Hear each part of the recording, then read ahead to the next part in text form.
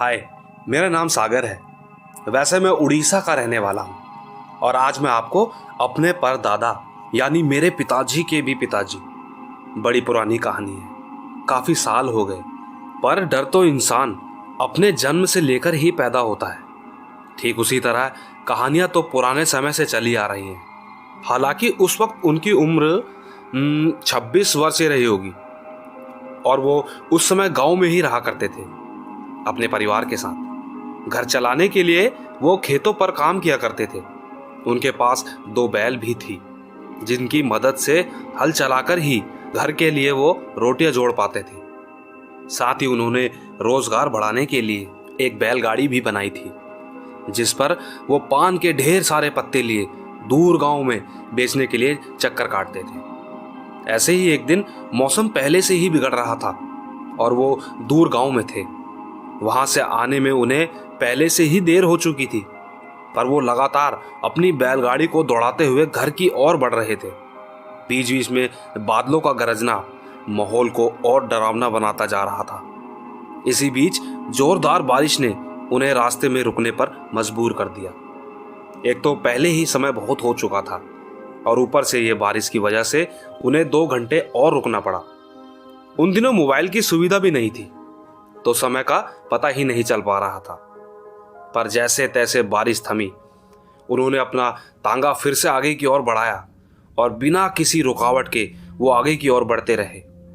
हमारे गांव से पहले एक आम का बगीचा पड़ता है और पूरे गांव वालों को उसी से होकर आना पड़ता है।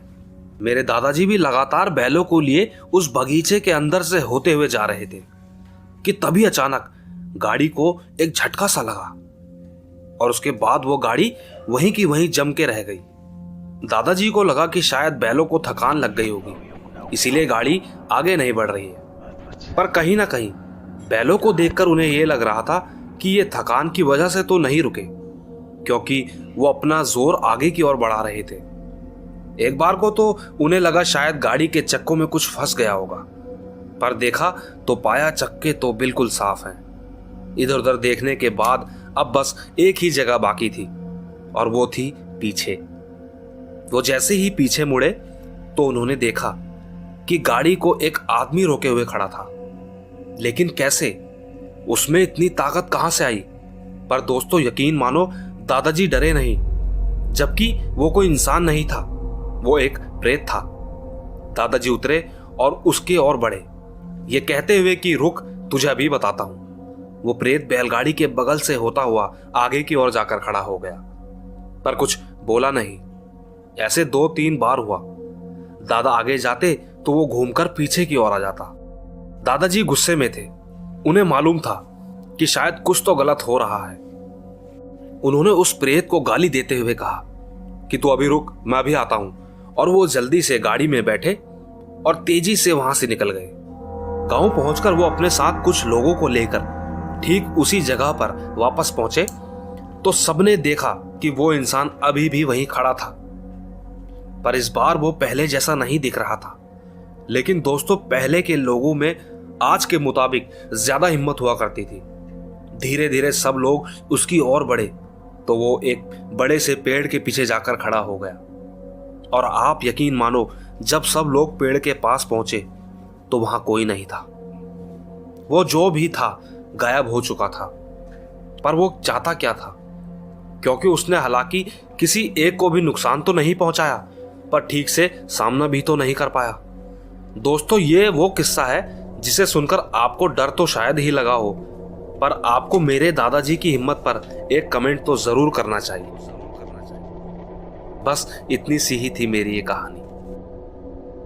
तो दोस्तों, ऐसे ही हम सौरभ शर्मा की वो कहानी आपके सामने लाने जा रहे हैं जब वो बेंगलोर में थे।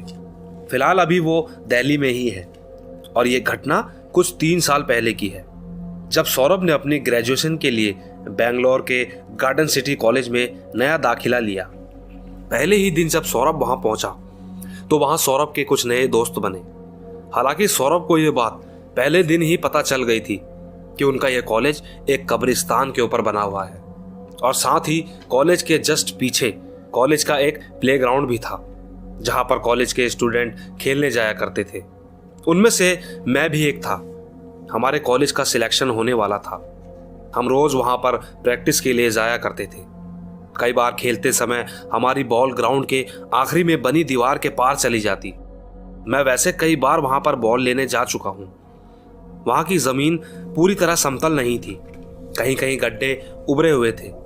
हालांकि उस वक्त मैं बच्चा था। ऐसे ही एक दिन जब मैं बॉल लेने के लिए वहां कूदा तो मैंने देखा कि वहां पर एक एम्बुलेंस आई थी, जिसमें से करीब 7 या 8 लोग उतरे और उन्होंने गाड़ी से एक बॉडी को बाहर निकाला और उसी जमीन में दफना दिया। उस दिन मुझे पता चला कि ये तो कब्रिस्तान की जमीन है। मेरा डर अब पहले से ज्यादा बढ़ चुका था। एक तो पहले ही दिन मुझे ये बात पता चली कि हमारा ये कॉलेज कब्रिस्तान के ऊपर बना हुआ है, और दूसरा आपके सामने ही है। उस दिन के बाद से मैं कॉलेज के हॉस्टल में डर डर के रहने लगा था। हालांकि 2-4 महीने तो जैसे तैसे गुजर गए, और वैसे मैं जिस फ्लोर पर रहता था वो 3rd फ्लोर था। हमारे ऊपर भी एक फ्लोर था। एक दिन वहां से कुछ अजीब आवाज आना शुरू हो गई। मैंने दोस्त से पूछा तो मालूम हुआ कि 4th फ्लोर थोड़ा हॉन्टेड है, वहां अक्सर कोई नहीं जाता।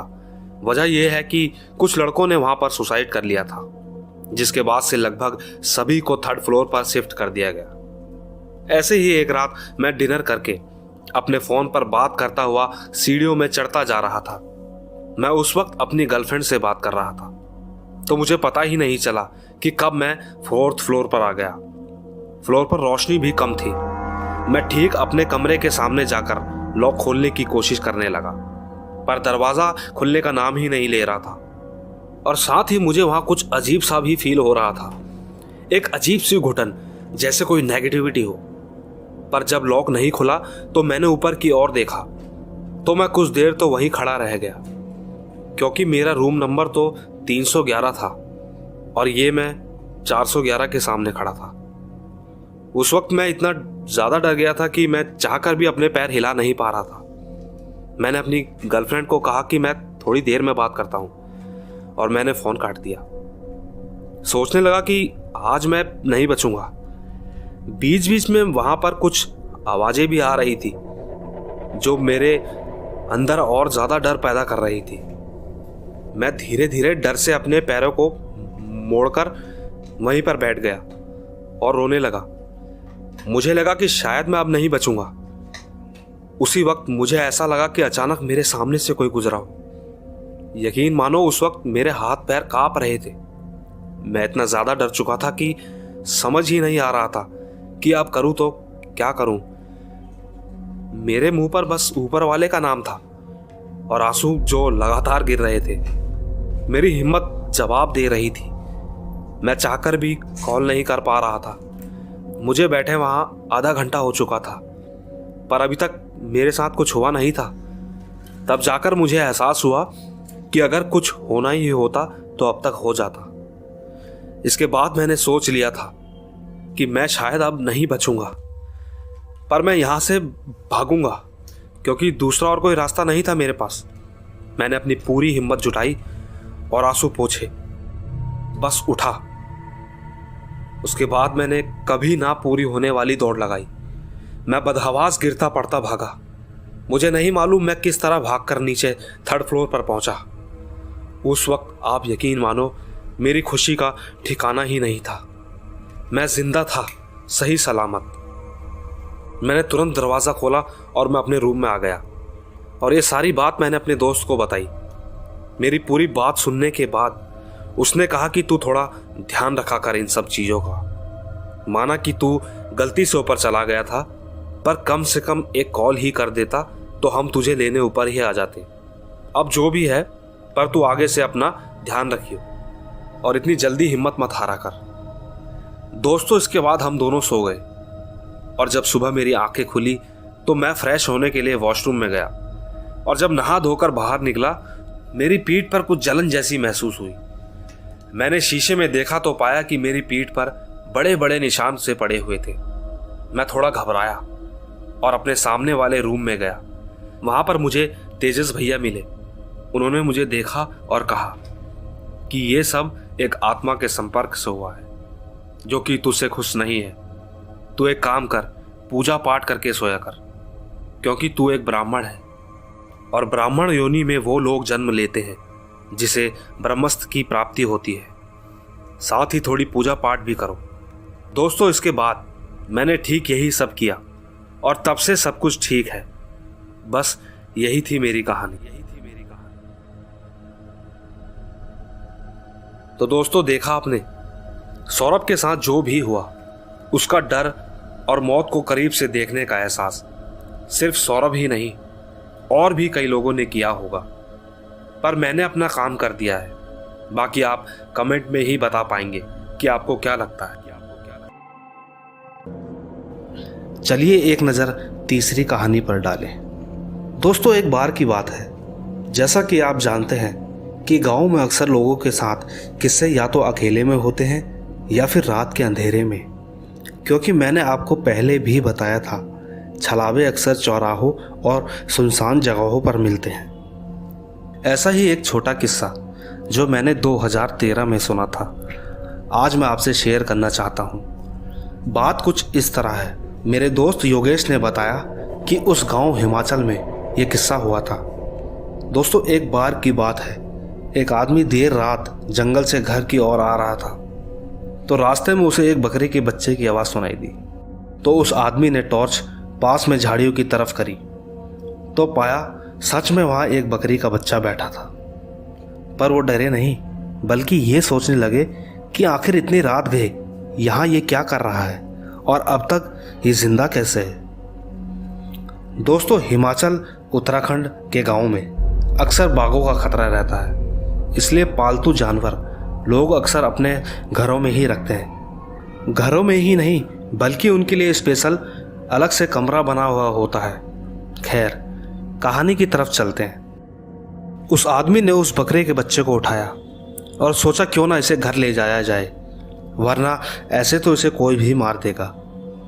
करीबन आधा किलोमीटर चलने के बाद उन्हें लगा कि वो बच्चा धीरे धीरे भारी होता जा रहा है। उन्होंने कई बार तो उसे ठीक से पकड़कर ऊपर की ओर किया, पर उन्हें ऐसा लगने लगा जैसे उनके पीछे कोई चीज़ घसीटती हुई चलती आ रही है। उन्होंने रुककर जैसे ही पीछे देखा तो उनकी आंखें फटी की फटी रह गई। उन्होंने देखा कि वो घसीटने वाली चीज़ और कुछ नहीं बल्कि उस बकरी के पैर थे। दोस्तों, आप यकीन मानो तो मुझे इस बात पर विश्वास नहीं हुआ, लेकिन उसने बताया कि उस बकरी के बच्चे के पैर इतने लंबे हो गए थे कि वो ज़मीन पर घिसने लगे। ये देख उन्होंने उसे फेंक दिया, लेकिन अभी उनका डर ख़त्म नहीं हुआ था, बल्कि उन्होंने जो देखा वो और भी अचंभे में डाल देने वाला सच था। वो बकरी का बच्चा गिरकर मेंढक का रूप लेकर जंगल की तरफ भाग गया और वो डर के मारे भागकर किसी तरह अपने घर पहुंचे। दोस्तों, आपको हमारी ये कहानी कैसी लगी, कृपया कमेंट बॉक्स में ज़रूर बताएं। और अगर आप भी हमें अपनी कोई कहानी भेजना चाहते हैं तो डिस्क्रिप्शन बॉक्स में हमारा व्हाट्सएप और टेलीग्राम का लिंक है, जिस पर आप हमें अपनी कहानी भेज सकते हैं। हम उसे अपने शो में ज़रूर शामिल करेंगे। तो जल्द ही आपसे फिर मुलाकात होगी, तब तक के लिए गुड बाय। चलिए एक नज़र तीसरी कहानी पर डालें।